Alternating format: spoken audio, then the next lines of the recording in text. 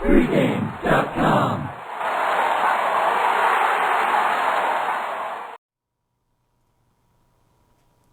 Cleveland at Houston. Texans 11-point home favorite.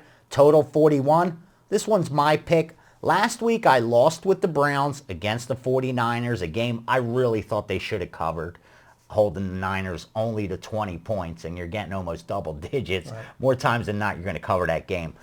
As much as I think this line may be a bit inflated, I really think the true value is in the over.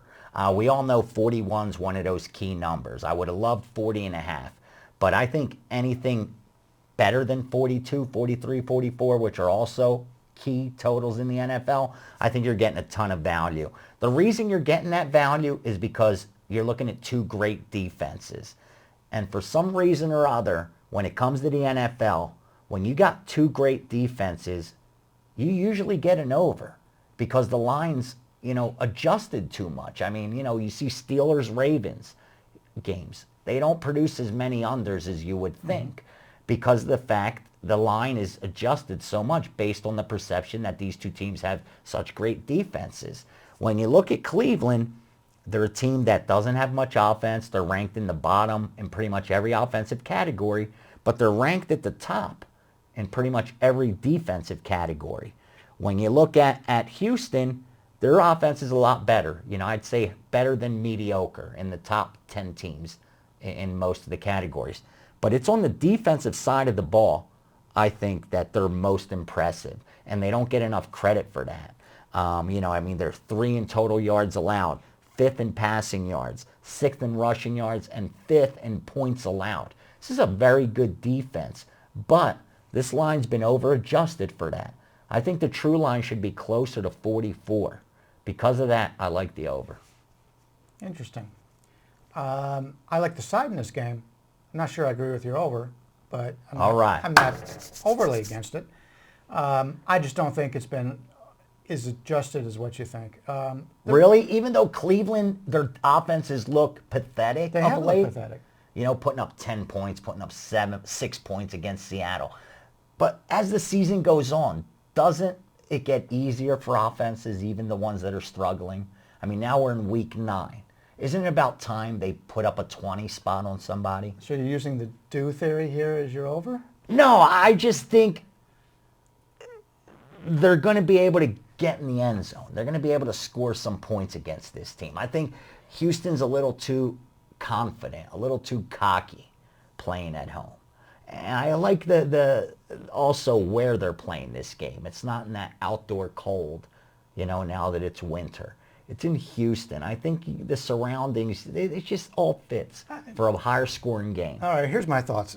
The way you're explaining this, to me, sounds like you don't care as much about the over as you do against the Browns, to play the Browns. You've made every reason to play the Browns in this game, and you said earlier that you lost on last week. To me, it sounds like the Browns are the better play based on your reasoning, and I can agree with that. You've got a Cleveland team.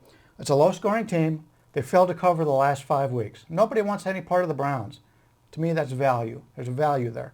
You're getting an 11-point favorite here in a game that's lined to 41. You touched on that with San Francisco.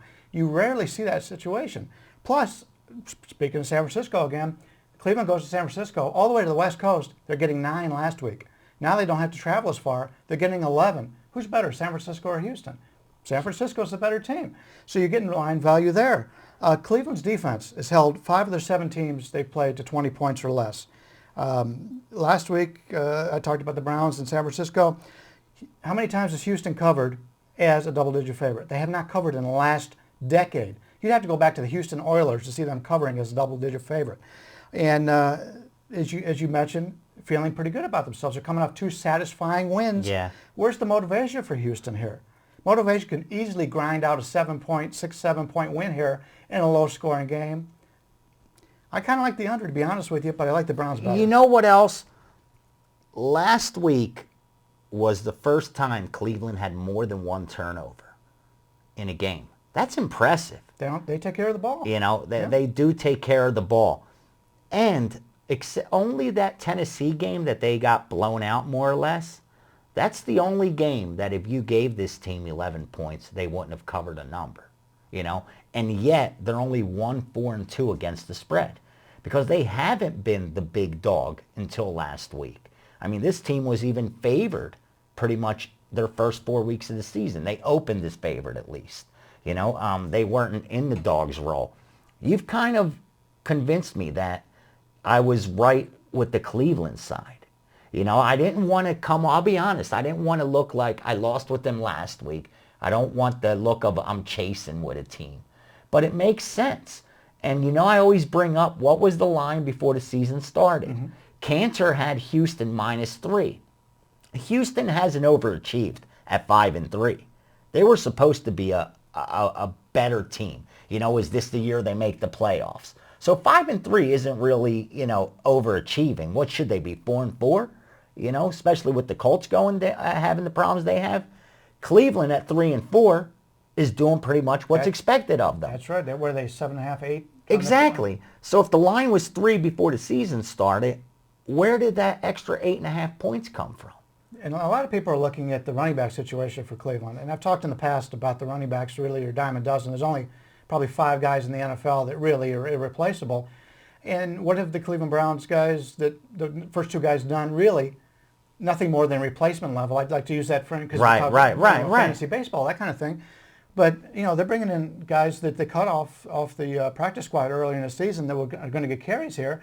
People are building that into the line, but this is the NFL running backs. It's not like there was a huge drop off. They're not there by accident. Yeah. And now these running backs in this era aren't getting 40 carries. Right. I mean, most teams are using the two-headed monster type approach.